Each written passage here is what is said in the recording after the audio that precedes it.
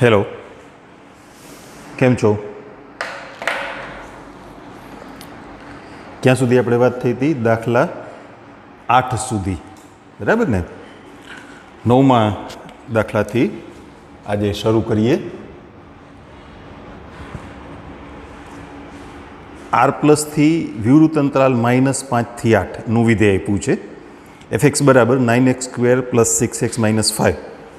સાબિત કરો કે f વ્યસ્ત સંપન્ન છે અને f ઇન્વર્સનું સૂત્ર એ મેળવવાનું છે. આપણે f છે એ આર પ્લસથી -5 થી અનંત અને f of x equal to 9x² + 6x - 5. તમે જુઓ, આમાં આ સૂત્ર જે આપ્યું છે એમાં x બરાબર 0 મૂકશો એટલે શું મળશે? -5. અને એ સહપ્રદેશ ગણમાં આપ્યા છે ને, બરાબર ને? એટલે અહીંયા મારું કહેવાનું શું છે કે આર પ્લસ એ શું છે? આર પ્લસ એ આગળના દાખલાની જેમ અનઋણ 0નો સમાવેશ અહીંયા થાય છે વાસ્તવિક સંખ્યાઓનો ગણ. સૌથી પહેલાં તો આ વિધેય એક અને વ્યાપ્ત છે એવું આપણે સાબિત કરશું. તો એના માટે for every x1 x2 belongs to R, f of x1 equal to f of x2, 9x² plus 6x1 minus 5 equal to 9x2² plus 6x2 minus 5. -5 ઉડી ગયા. વર્ગવાળા પદ આ બાજુ ભેગા કરીએ. 9 કોમન. 6 સહગુણક છે એ બે પદ ભેગા કરી લઈએ. તમે જુઓ, આનો એક અવયવ x1 - x2 છે ને, x1 - x2 કોમન. તો 9 into x1 + x2 plus 6 equal to 0. એટલે કાં તો x1 બરાબર x2 અથવા આના બરાબર 0 મૂકો ને તો x1 + x2 -6/9 રહેવા દઈએ. ચાલો ને, એમને છેદ નથી ઉડાડવા, આપણને મતલબ નથી એની હારે. પણ એ પોસિબલ નથી. શું કામે? કારણ કે x1 અને x2 છે, સોરી, એ અનઋણ વાસ્તવિક સંખ્યાઓ છે. બે અનઋણ વાસ્તવિક સંખ્યાઓનો સરવાળો એ કદી ઋણ સંખ્યા ના હોય. પણ x1 x2 belongs to R plus માટે x1 + x2 equal to -6/9 એ શક્ય નથી. તો એક જ વાત વધી. શું? x1 બરાબર x2. તમારા મગજમાં જે કન્ફ્યુઝન હોય એ મારા મગજમાં આવી ગયું, એટલે હું વચ્ચે જરાક વાત કરી દઉં. આપણે એવી વાત કરી હતી કે દ્વિઘાત બહુપદીનો ઉપયોગ કર્યો હોય તો એવું વિધેય એક ના થાય. પણ એ ક્યારે? જો વિધેયનો પ્રદેશ ગણ જે છે એ આર હોય તો. અહીંયા આર પ્લસ છે. જે વિધેય માની લ્યો કે fx બરાબર x² + 1, સૂત્ર આપણે આવું લખીએ, fx બરાબર x² + 1. હવે આ વિધેયનો પ્રદેશ ગણ છે એ જો z લઈએ તો વિધેય એક ના થાય. 1નો વર્ગ અને -1નો વર્ગ સરખા થાય. પણ અહીંયા સપોઝ n મૂકી દઈએ, n થી z ચાલ્યો, કારણ કે આમાંથી જવાબ રૂપે જે મળશે બધા પૂર્ણાંકો જ મળવાના છે. ભલે ઓફકોર્સ ધન પૂર્ણાંકો મળે, પણ છતાંય આપણે અહીંયા n કરીએ તો વિધેય એક થઈ જાય, કારણ કે એનમાં ઋણ સંખ્યાઓ નથી. એટલે મિસઅન્ડરસ્ટેન્ડિંગ ના થાય. તમને એમ થાય કે સર તમે તો કીધું હતું કે એ એક્સ સ્ક્વેર પ્લસ બી એક્સ પ્લસ સી પ્રકારની બહુપદી હોય તો વિધેય છે કદી એક એક ન થાય, પણ ઋણ સંખ્યાઓ એ પ્રદેશ ગણમાં આવેલી હોય તો અહીંયા નથી આવેલી, એટલે એફ છે એ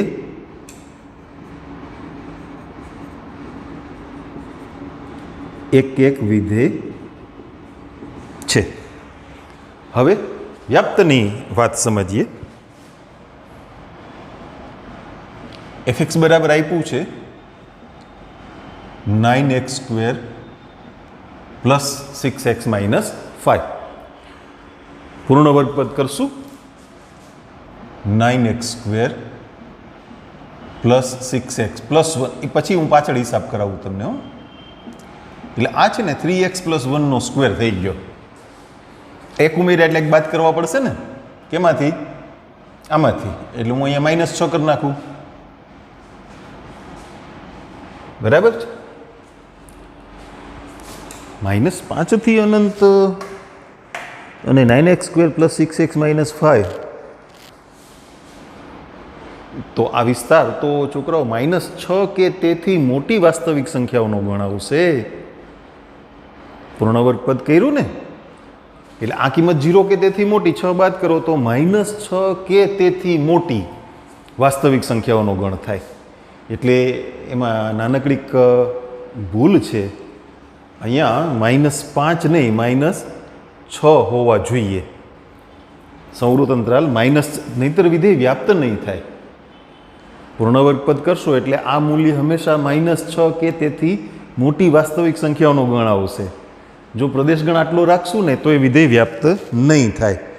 કાં સૂત્ર ફેરવવું પડે અને કાં સહપ્રદેશ ગણ ફેરવવો પડે. હવે એણે એફ ઇનવર્સ વાયનું જે સૂત્ર મેં આપ્યું છે ને એ આપણે જરાક જોઈ લઈએ.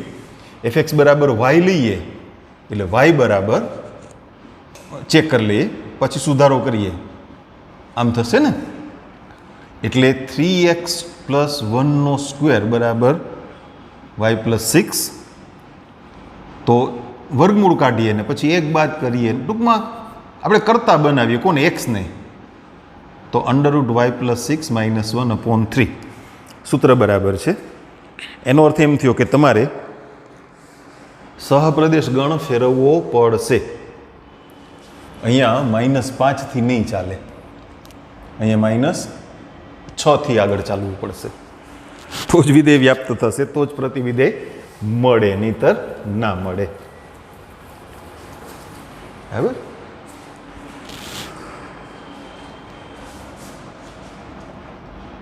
For every x belongs to R plus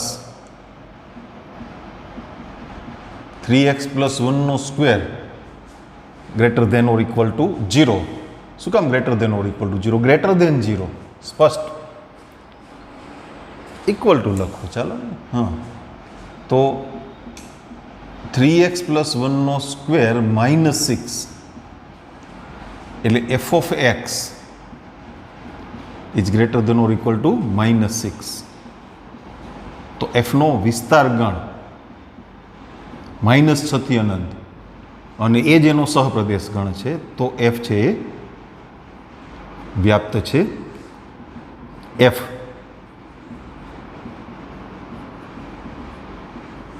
એક અને વ્યાપ્ત વિધેય હોવાથી તે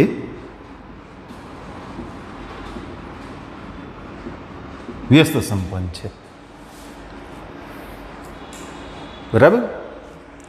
હવે શું કરશું? આપણે પ્રતિવિધેય ગોતવાનું છે ને.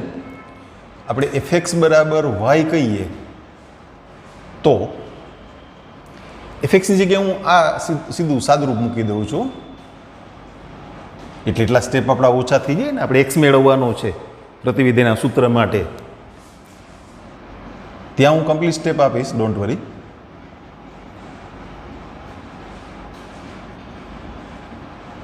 (3x + 1 = √y + 6), કારણ કે x belongs to R plus, તો 3x + 1 ધન છે.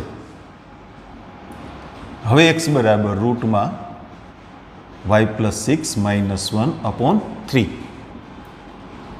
પણ એક્સ એટલે શું? F inverse y under root y plus 6 minus 1/3, જ્યાં એફ ઇન્વર્સ -6 થી અનંતથી આર પ્લસનું વિધેય થશે. ઓકે, ચાલો એના પછીની વાત લઈએ. હવે એક નાનકડું કરેક્શન કર્યું છે, આપણે જોઈ લેજો.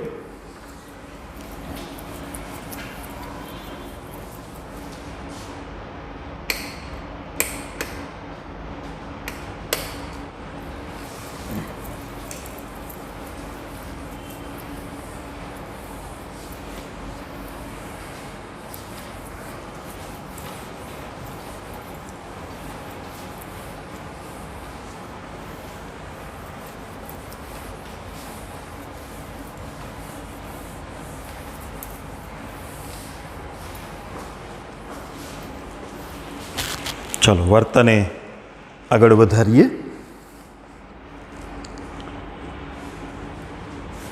10મો દાખલો.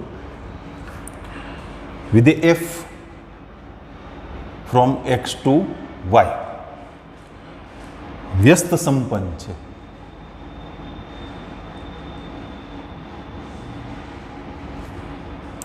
સાબિત કરો કે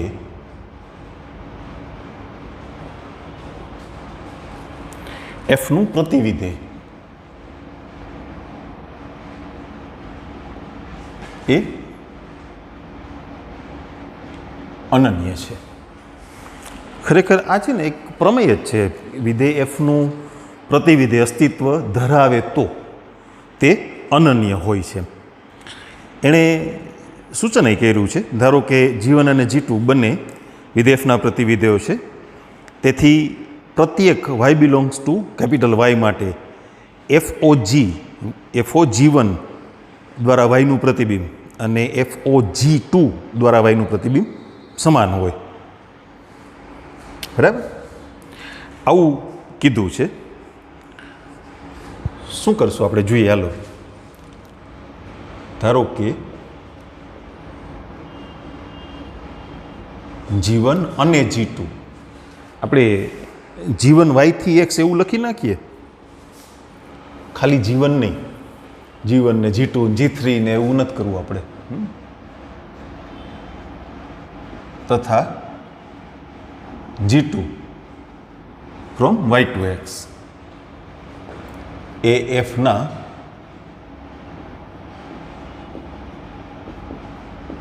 પ્રતિવિધેયો છે. એટલે FOG1 દ્વારા વાયનું પ્રતિબિંબ બરાબર IY દ્વારા વાયનું પ્રતિબિંબ. તમને જે સૂચના આપી છે ને એનો આપણે ઉપયોગ કરીએ છીએ, સારી છે. જ્યાં વાય શું છે? કેપિટલ વાયનો કોઈ પણ ઘટક. એટલે FO G1 દ્વારા વાયનું પ્રતિબિંબ અને FO G2 દ્વારા વાયનું પ્રતિબિંબ સમાન. સંયોજનમાં શીખી ગયા આપણે F કાઉન્સમાં G1 વાય, F કાઉન્સમાં G2 વાય. પણ F છે એ વ્યસ્ત સંપન્ન છે. એટલે એનો મતલબ એમ થયો કે એ એક એક અને વ્યાપ્ત છે. F એક એક હોય ને તો G1 વાય બરાબર G2 Y, f of x1 બરાબર f of x2 પરથી x1 બરાબર x2 કહેવાય જો f એક એક હોય તો. કારણ f વ્યસ્ત સંપન્ન હોવાથી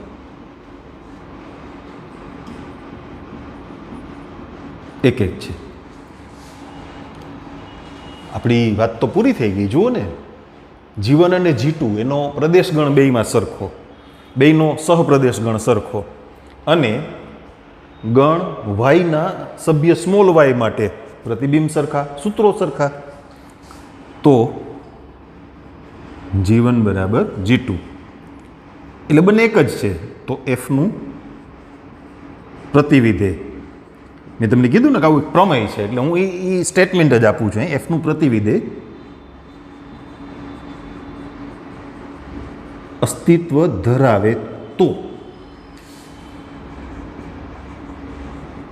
તે અનન્ય હોય છે.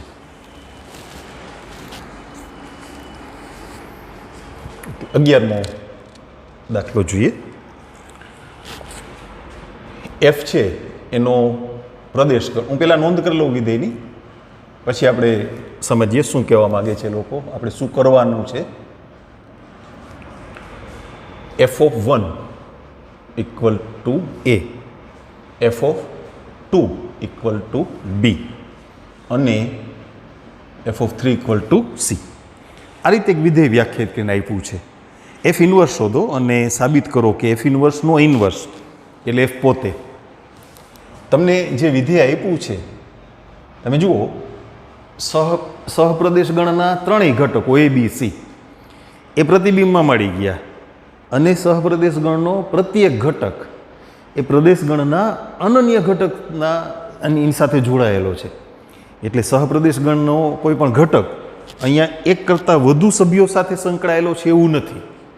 એટલે વિધેય એક એક પણ છે. થોડીક વાર પહેલાં જ આપણે એક દાખલામાં આ વાત કરી હતી. એફના સહપ્રદેશનો પ્રત્યેક ઘટક પ્રદેશના અનન્ય ઘટક સાથે સંકળાયેલું છે. માટે એફ એક એક અને વ્યાપ્ત છે. તો એફ ઇન્વર્સ એટલે એ બી સી થી 1 2 3 નું પ્રતિબિંબ. એફ ઇન્વર્સ દ્વારા એબીસીનું પ્રતિબિંબ ક્યાં 1 2 3માં, એટલે એનો એફ ઇન્વર્સનો પ્રદેશ ગણ એબીસી અને સહપ્રદેશ ગણ 1 2 3. આને વ્યસ્ત કરી નાખીએ એટલે એનું પ્રતિબિંબ 1, બીનું પ્રતિબિંબ 2 અને સીનું પ્રતિબિંબ 3. તો વળી પાછું તમે જુઓ, સહપ્રદેશ ગણનો પ્રત્યેક ઘટક પ્રતિબિંબમાં મળે છે અને એક જ વખત મળે છે, તો એ પણ એક એક અને વ્યાપ્ત થયું ને. એફ ઇન્વર્સ ના સહપ્રદેશનો પ્રત્યેક ઘટક પ્રદેશના અનન્ય ઘટક સાથે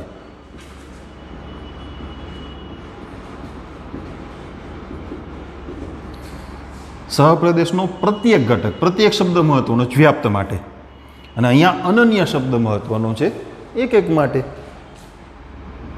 તો એફ ઇન્વર્સ એક એક અને વ્યાપ્ત છે. માટે એફ ઇન્વર્સનું પ્રતિવિધેય અસ્તિત્વ ધરાવે છે અથવા વ્યાખ્યાયિત છે. જેમ એફ ઉપરથી એફ ઇન્વર્સ લખ્યા એમ એફ ઇન્વર્સ પરથી એફ ઇન્વર્સ નો ઇન્વર્સ એટલે પ્રતિવિધેયનું પ્રતિવિધેય. એટલે વળી પાછો અહીંયા જે સહપ્રદેશ ગણ હતો એ હવે પ્રદેશ ગણ થઈ જશે, એબીસી પાછળ થઈ જશે. 1 2 3 થી એબીસીનું વિધેય અને એફ ઇન્વર્સ ઇન્વર્સ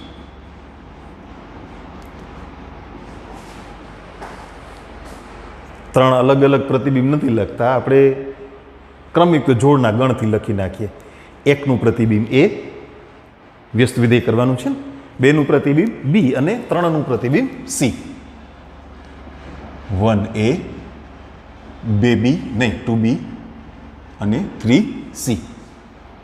તો તમે જોઈ શકો છો આ એફ જ થઈ ગયો ને, પ્રદેશ ગણ સરખો, સહપ્રદેશ ગણ સરખો, પ્રદેશગણના સભ્યોનું પ્રતિબિંબ. અહીંયા 3 અલગ અલગ લખ્યા છે, આપણે ક્રમિક જોડથી લઈ લખવામાં થોડું કોમ્પેક્ટ કર્યું છે, બીજું કંઈ નથી કર્યું, થોડુંક સરળ કર્યું છે, બરાબર.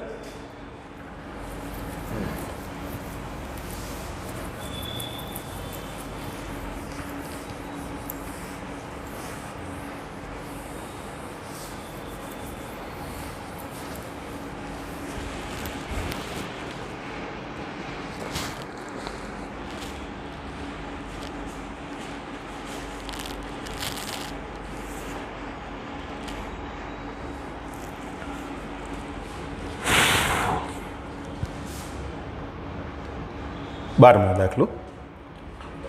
વિધેય F from x to Y એ વ્યસ્ત સંપન્ન છે. સાબિત કરો કે એફ ઇન્વર્સનું પ્રતિવિધેય એફ છે, એટલે કે એફ ઇન્વર્સ બરાબર f. F from x to Y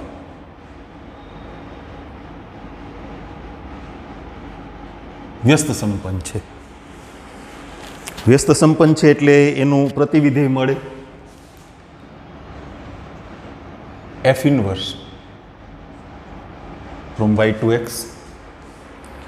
હવે એફ ઇન્વર્સનું પ્રતિવિધેય એ પાછું એફ વચ્ચે સાબિત કરવું છે.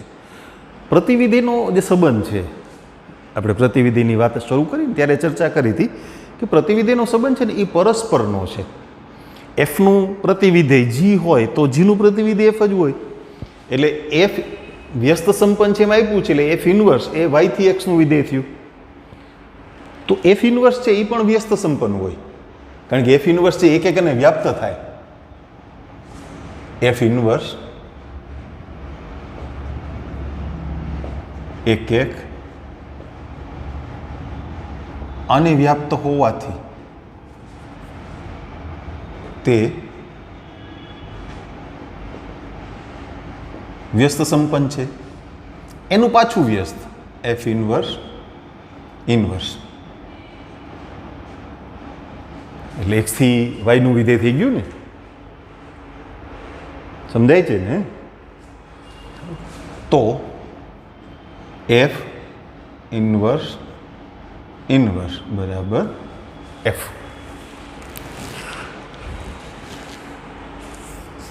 તેર અને 14 ખાલી જગ્યાના પ્રશ્નો છે.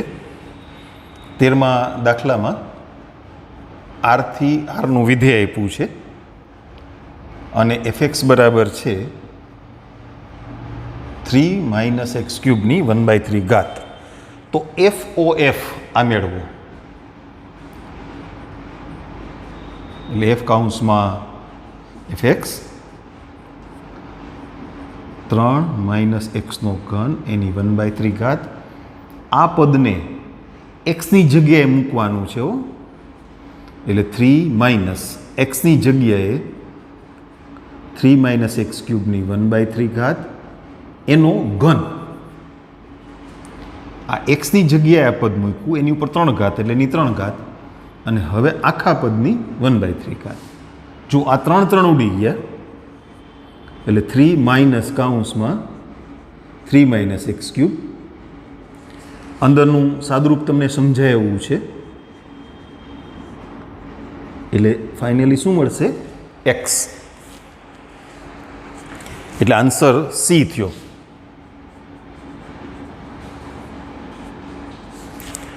અને સ્વાધ્યાયનો છેલ્લો 14મો પ્રશ્ન. એફ ફ્રોમ આર -4/3 થી આરનું વિધેય અને F of x equal two 4x/3x + 4. એફનું પ્રતિવિધેય વિધેય જી એફનો વિસ્તાર થી આર -4/3. પ્રશ્ન સમજાણો તમને? એફના પ્રતિવિધેયનું સૂત્ર આપવાનું છે, એફ ઇન્વર્સ વાય અથવા જી ઓફ વાય. એ તો સાવ સહેલું છે, આપણે કેટલા બધા દાખલામાં ગણતરી કરીને.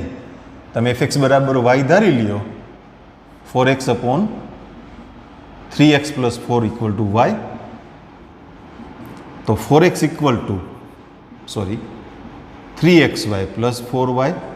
આપણે એક્સને કરતાં બનાવવાનો છે ને, એક્સવાળું પદ આ બાજુ લઈ અને એક્સ કોમન કાઢી લઈએ ઇક્વલ ટુ 4y. તો X equal to 4y upon 4 minus 3y. એ કોનું સૂત્ર થયું? એફ ઇન્વર્સ વાયનું. પણ અહીંયા તમને એફ ઇન્વર્સને જી એવું નામ આપ્યું છે, વિધેય જી દ્વારા ઓળખાવ્યા છે. એટલે એફના પ્રતિવિધેયનું સૂત્ર એટલે જીનું સૂત્ર.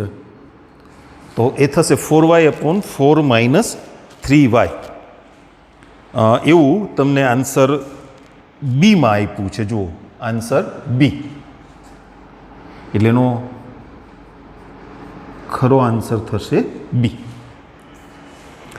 ઓકે, અહીંયા આપણી આ સ્વાધ્યાયની ચર્ચા પૂરી થઈ.